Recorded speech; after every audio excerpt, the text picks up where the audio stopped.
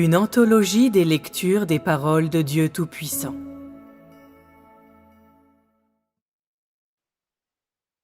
Dieu et l'homme entreront dans le repos ensemble.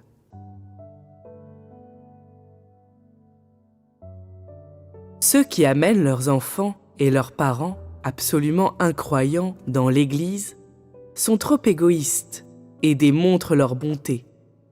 Ces gens ne soulignent que l'amour sans se préoccuper de vérifier si ces personnes qu'ils amènent à l'Église ont la foi ou si c'est la volonté de Dieu. Certains amènent leurs épouses devant Dieu ou leurs parents devant Dieu, et indépendamment du fait que le Saint-Esprit soit d'accord ou accomplisse son travail aveuglément, ils adoptent des gens de talent pour Dieu. Un avantage peut-il éventuellement être acquis en étant bon envers ces gens qui ne croient pas? Même si ces incroyants en qui le Saint-Esprit n'est pas présent luttent pour suivre Dieu, ils ne peuvent quand même pas être sauvés, contrairement à ce que certains croient. Ceux qui reçoivent le salut ne sont pas réellement si faciles à acquérir. Ceux qui n'ont pas fait l'objet du travail du Saint-Esprit, ni n'ont subi ces épreuves, et qui n'ont pas été perfectionnés par le Dieu incarné, ne peuvent pas du tout devenir des êtres complets. Par conséquent, le Saint-Esprit n'est pas présent en ces gens déjà depuis le début de leur marche vers Dieu. Une marche uniquement selon la forme. Selon leurs conditions et leurs états réels, ils ne peuvent tout simplement pas être perfectionnés. Ainsi, le Saint-Esprit ne leur dévoue pas beaucoup d'énergie et il ne procure aucune illumination ni ne les guide d'aucune manière. Il leur permet simplement de suivre et finalement révèle leur fin. Cela suffit. L'enthousiasme et les intentions de l'homme viennent de Satan, et d'aucune manière ne peuvent-ils compléter le travail du Saint-Esprit. Peu importe le genre de personne, le travail du Saint-Esprit est requis. Une personne peut-elle perfectionner une autre personne? Pourquoi un mari aime-t-il sa femme? Pourquoi une femme aime-t-elle son mari? Pourquoi les enfants sont-ils respectueux de leurs parents? Et pourquoi les parents adorent-ils leurs enfants? Quelle sorte d'intention les gens ont-ils? N'est-ce pas de poursuivre leurs propres plans et leurs désirs égoïstes? Est-ce vraiment d'accepter le plan de gestion de Dieu? Est-ce d'accueillir l'œuvre de Dieu? Est-ce d'accomplir le devoir d'une créature?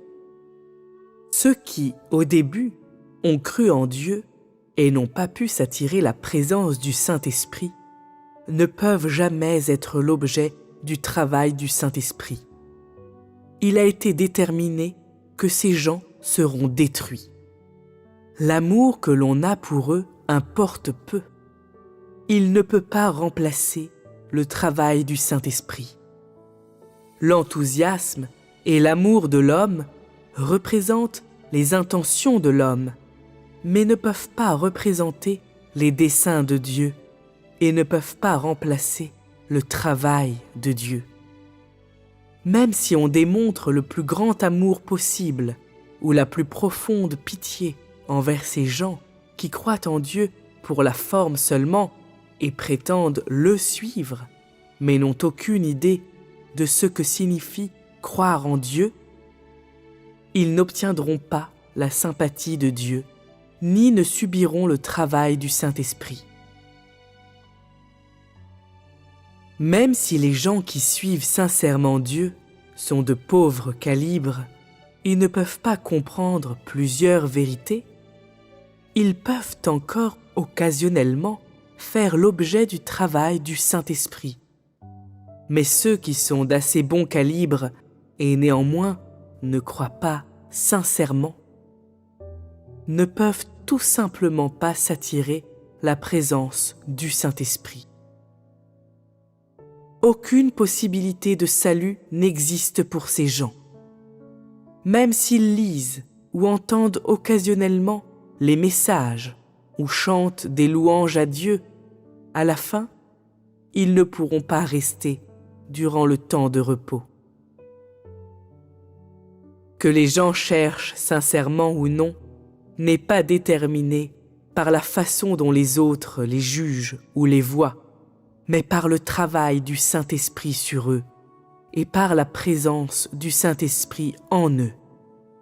En plus, c'est déterminé par leur tempérament qui change ou ne change pas, par la connaissance de Dieu qu'ils ont ou qu'ils n'ont pas après avoir subi le travail du Saint-Esprit pendant un certain temps. Si le Saint-Esprit travaille sur une personne, le tempérament de cette personne changera graduellement et son point de vue sur la foi en Dieu sera graduellement purifié. Peu importe combien de temps les gens suivent Dieu, aussi longtemps qu'ils ont changé, cela signifie que le Saint-Esprit travaille sur eux. S'ils n'ont pas changé, cela signifie que le Saint-Esprit ne travaille pas sur eux. Même si ces gens rendent un service, ils sont motivés par leurs intentions d'en tirer quelque profit. Un service occasionnel ne peut pas remplacer un changement dans leur tempérament.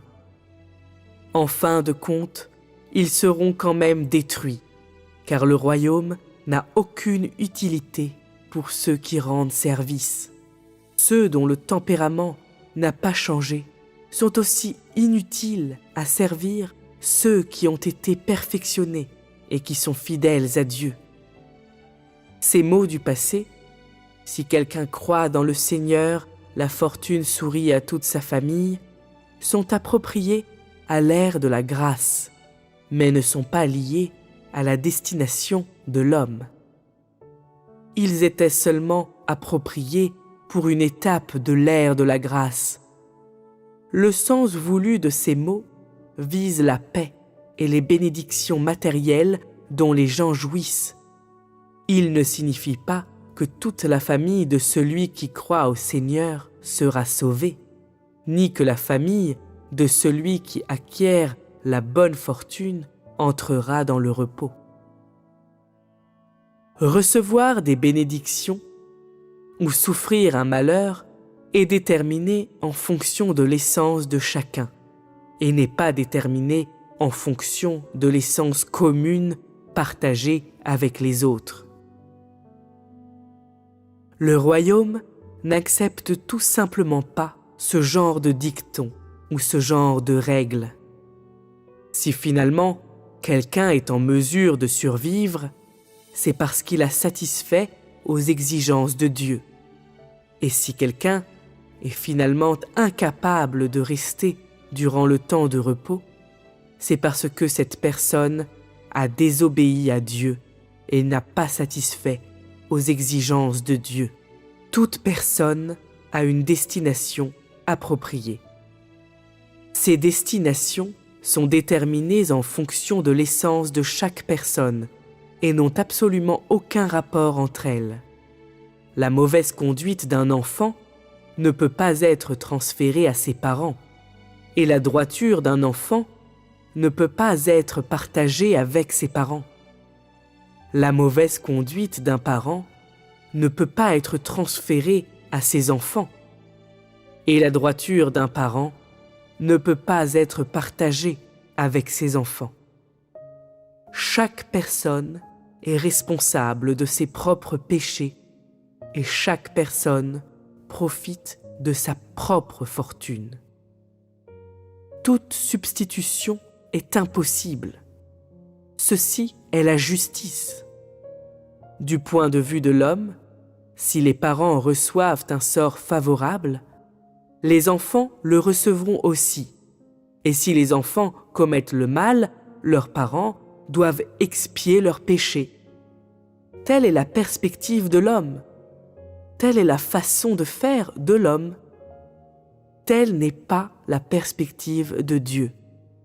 la fin de chacun est déterminée en fonction de l'essence qui provient de sa conduite, et elle est toujours déterminée de manière appropriée.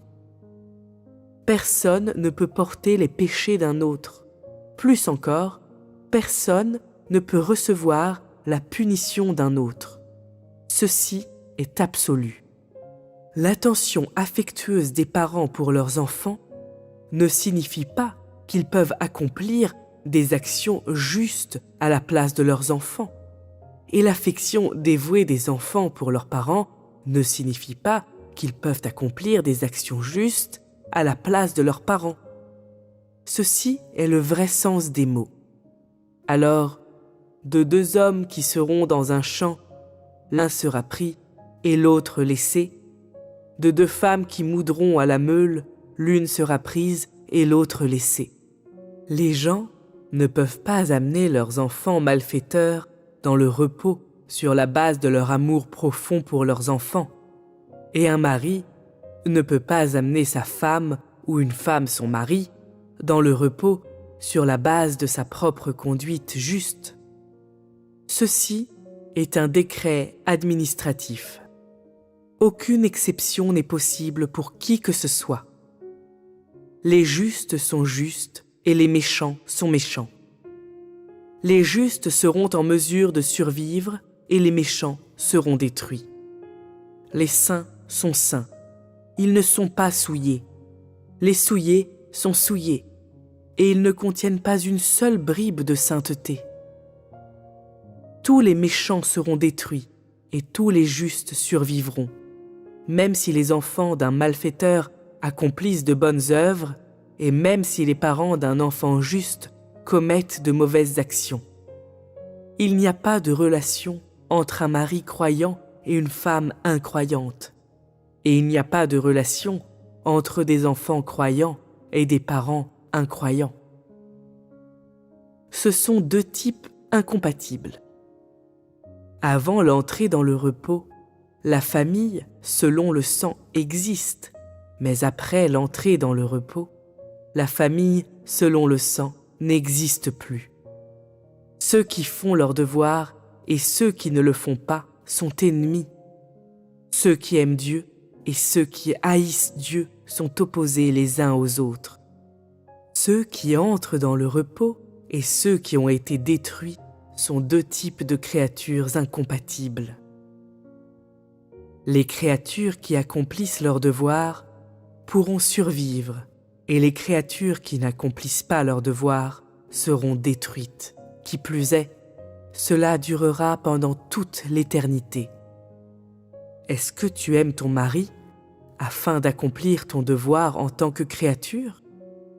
Est-ce que tu aimes ta femme afin d'accomplir ton devoir en tant que créature?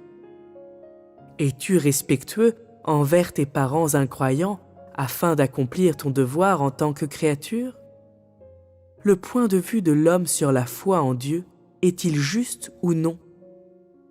Pourquoi crois-tu en Dieu? Que cherches-tu à obtenir? Comment aimes-tu Dieu? Ceux qui ne peuvent pas accomplir leur devoir en tant que créatures et ne peuvent pas faire un effort absolu seront détruits. Aujourd'hui, les gens ont des relations physiques entre eux ainsi que des associations par le sang, mais plus tard, tout cela sera anéanti.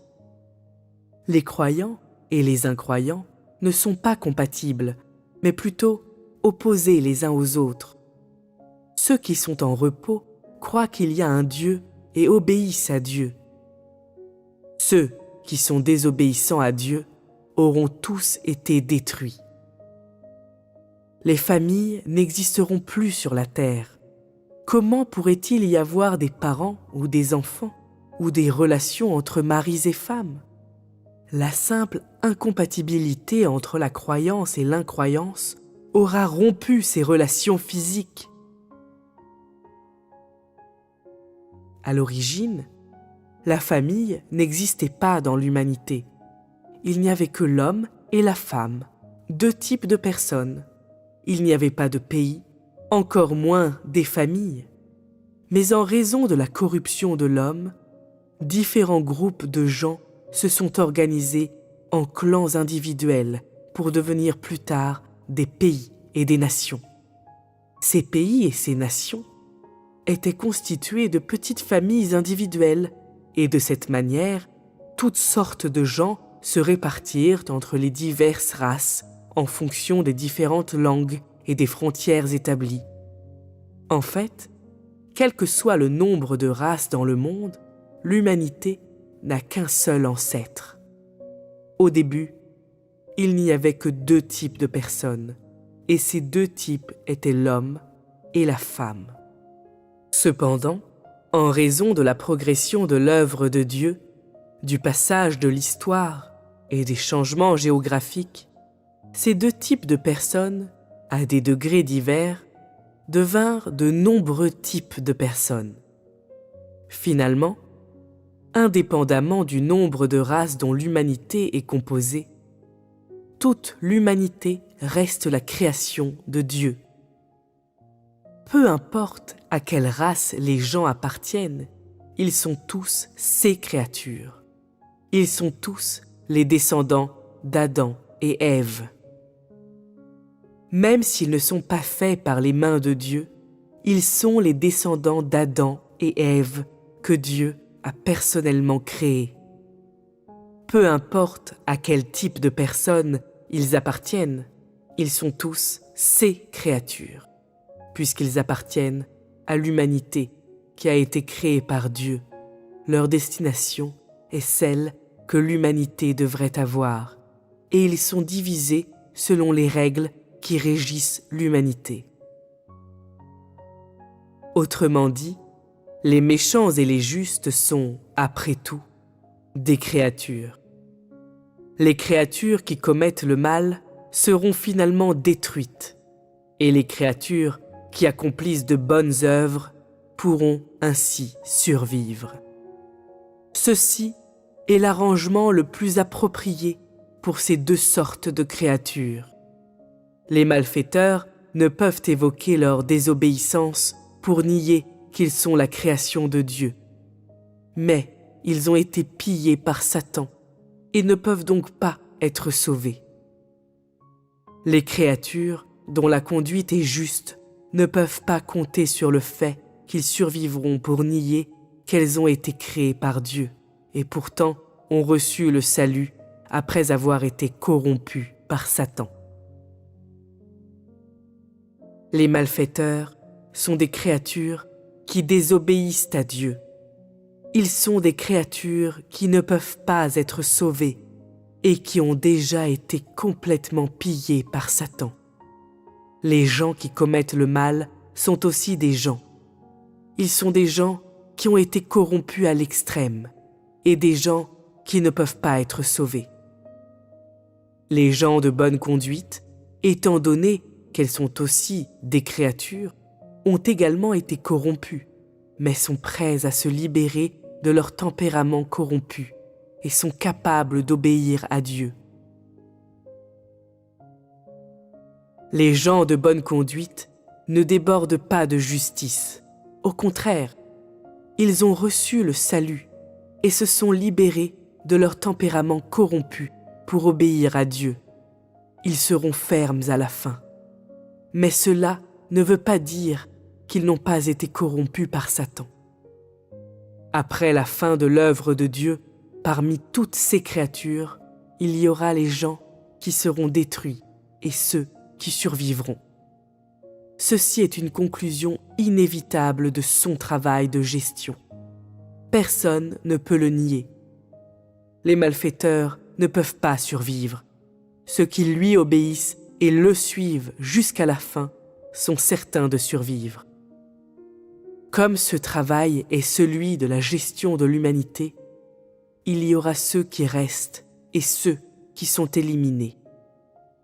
Une fin différente existe pour tous les différents types de personnes et ces arrangements sont les plus appropriés pour ces créatures. L'arrangement ultime de Dieu pour l'humanité, c'est de diviser en brisant les familles, les nations et les frontières nationales. Cet arrangement est sans famille et sans frontières nationales, car l'homme, après tout, vient d'un seul ancêtre, et il est la création de Dieu. En bref, les créatures méchantes seront détruites, et les créatures qui obéissent à Dieu survivront. De cette façon, il n'y aura pas de famille, pas de pays, et surtout pas de nation dans le reste de l'avenir. Ce genre d'humanité est le type le plus saint. Adam et Ève ont été créés à l'origine pour que l'homme prenne soin de toutes les choses de la terre. L'homme était à l'origine le maître de toutes choses. L'intention de l'Éternel, en créant l'homme, était de permettre à l'homme d'exister sur la terre et aussi de prendre soin de toutes les choses sur la terre, car l'homme n'avait pas été initialement corrompu et également était incapable de commettre le mal. Cependant, après que l'homme a été corrompu, il n'a plus été le gardien de toutes choses. Et le but du salut de Dieu est de restaurer cette fonction de l'homme, de restaurer la raison originelle de l'homme et son obéissance originelle. L'humanité, en repos, sera l'image même du résultat que son œuvre de salut espère atteindre. Bien que ce ne sera plus une vie comme celle dans le jardin d'Éden, son essence sera la même. Simplement, l'humanité ne sera plus son être non corrompu du début, mais plutôt une humanité qui a été corrompue et a reçu le salut. Ces gens qui ont reçu le salut à la fin, c'est-à-dire après l'achèvement de son travail, entreront dans le repos. De même, la fin de ceux qui ont été punis sera également révélée au dernier jour, et ils ne seront détruits qu'après l'achèvement de son travail.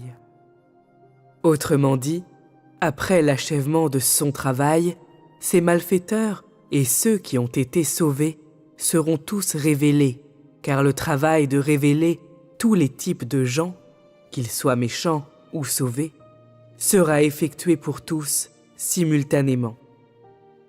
Les malfaiteurs qui seront éliminés et ceux qui peuvent rester seront simultanément dévoilés. Par conséquent, la fin de tous les types de gens sera dévoilée pour tous les types simultanément. Il ne permettra pas d'abord à un groupe de gens qui ont été sauvés d'entrer dans le repos avant de mettre de côté les malfaiteurs et de les juger ou de les punir graduellement. La vérité n'est pas vraiment comme cela. Quand des méchants seront détruits et ceux qui peuvent survivre seront entrés dans le repos, son travail dans l'univers entier sera terminé. Il n'y aura pas d'ordre de priorité entre ceux qui reçoivent des bénédictions et ceux qui souffrent le malheur. Ceux qui reçoivent des bénédictions vivront éternellement, et ceux qui souffrent le malheur périront pour toute l'éternité. Ces deux étapes de travail seront accomplies simultanément. C'est précisément parce qu'il y a des gens désobéissants que la justice de ces gens obéissants sera révélée. Et c'est précisément parce qu'il y a ceux qui ont reçu des bénédictions que le malheur subi par ces malfaiteurs à cause de leur mauvaise conduite sera révélé. Si Dieu ne révélait pas qui sont les méchants, les gens qui obéissent à Dieu sincèrement ne verraient jamais le soleil. Si Dieu n'amenait pas ceux qui lui obéissent à une destination appropriée, ceux qui sont désobéissants à Dieu ne pourraient pas recevoir le châtiment qu'ils méritent. Ceci est le processus de son œuvre. S'il n'effectuait pas ce travail de punir le mal et de récompenser le bien, ces créatures ne pourraient jamais recevoir leur destination respective. Une fois que l'humanité sera entrée dans le repos, les malfaiteurs seront détruits. toute l'humanité trouvera la bonne voie et les gens se rassembleront selon leur type, conformément aux fonctions qu'ils doivent effectuer. Cela sera le jour de repos et la conclusion inévitable du développement de l'humanité. Et lorsque l'humanité entrera dans le repos, alors seulement la grande œuvre de Dieu sera achevée. Ce sera la coda de son œuvre. Ce travail terminera toute la vie physique décadente de l'humanité et il mettra fin à la vie de l'humanité corrompue. Ensuite, l'humanité entrera dans un nouveau domaine. Bien que l'homme mène une existence physique, il y a des différences significatives entre l'essence de sa vie et l'essence de la vie de l'humanité corrompue. Le sens de son existence et le sens de l'existence de l'humanité corrompue sont également différents. Bien que ce ne soit pas la vie d'un nouveau type de personne, il peut être considéré comme la vie d'une humanité qui a reçu le salut et une vie qui a retrouvé l'humanité et la raison. Ces gens sont ceux qui, une fois, ont désobéi à Dieu et Dieu les a conquis et les a sauvés. Ces gens sont ceux qui ont humilié Dieu et plus tard lui ont rendu témoignage. L'existence de ces gens qui ont subi son test et ont survécu est l'existence la plus signifiante. Ces gens ont porté témoignage à Dieu devant Satan. Ces gens sont dignes de vivre. Ceux qui seront détruits sont des gens qui ne peuvent pas être des témoins de Dieu et ne sont pas dignes de vivre. Leur destruction est due à leur mauvaise conduite et la destruction est leur meilleure destination. Quand l'homme entrera plus tard dans le bon domaine, il n'y aura aucune relation entre mari et femme, entre père et fille ou entre mère et fils, contrairement à ce que l'homme imagine. À ce moment-là, l'homme suivra son propre type et la famille aura déjà été brisée. Après avoir complètement échoué, Satan ne pourra jamais troubler l'humanité à nouveau et l'homme n'aura plus un tempérament satanique corrompu. Ces gens désobéissants auront déjà été détruits et seuls les gens obéissants survivront. Et donc, très peu de familles vont survivre intactes. Comment les relations physiques pourront-elles encore exister ? La vie physique passée de l'homme sera complètement bannie. Comment les relations physiques pourront-elles exister entre les gens ? Sans tempérament satanique corrompu, la vie des gens ne sera plus l'ancienne vie du passé, mais plutôt une nouvelle vie. Des parents perdront des enfants et des enfants perdront des parents. Des maris perdront des femmes et des femmes perdront des maris. Les gens maintenant ont des relations physiques entre eux. Quand ils seront tous entrés dans le repos, il n'y aura plus de relations physiques. Seule une telle humanité sera juste et sainte. Seule une telle humanité adorera Dieu. Dieu a créé l'humanité, l'a placée sur la terre et l'a guidée jusqu'à nos jours. Il a ensuite sauvé l'humanité et a servi de sacrifice d'expiation pour l'humanité. À la fin, il doit encore conquérir l'humanité, sauver l'humanité entièrement et la restaurer à son image originelle. C'est l'œuvre à laquelle il a été engagé du commencement à la fin. Restaurer l'homme à son image originelle et à sa ressemblance originelle. Il établira son royaume et restaurera la ressemblance originelle de l'homme, ce qui signifie qu'il rétablira son autorité sur la terre et dans toute la création. Après avoir été corrompu par Satan, l'homme a perdu son cœur qui craignait Dieu et a perdu la fonction qu'une créature de Dieu devrait avoir, devenant un ennemi qui désobéit à Dieu. L'homme a vécu sous le domaine de Satan et a suivi les ordres de Satan.